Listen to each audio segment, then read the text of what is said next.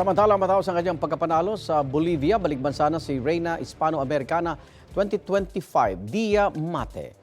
May unang balita live si Bam Alegre. Bam! Good morning. Nakabalik na ng Pilipinas si Dia Mate, ang nagwagi bilang Reina Hispano-Americana 2025. Ito ay isinagawa sa Bolivia, sa South America. At ayon sa kanya, isang malaking karangalan para sa kanya na maging kinatawan ng Pilipinas at nagpapasalamat siya sa lahat na nagbigay ng suporta sa kanya. Bukod sa corona, nanalo rin siya ng Best in National Costume. Suot ang likha ni Eran Montoya na may temang mga simbahang barok sa Pilipinas. Naging best friend daw niya sa patimpalang si Miss Bolivia at naging magandang karanasan daw para sa kanya na maranasan ang Latina culture. Pakinggan natin ang pahayag ni Dia Mate. It feels amazing. I'm so happy that I brought pride to my country and that I made everyone proud, all the Filipinos proud.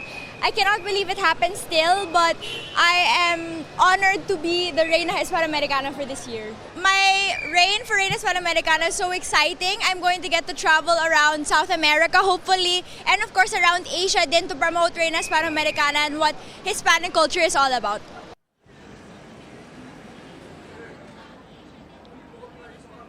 May pinaplanong homecoming parade para kay Dia Mate sa March 2 sa Pasay. Ito ang unang balita mula rito sa NAIA Terminal 1, Bam Alegre para sa GMA Integrated News.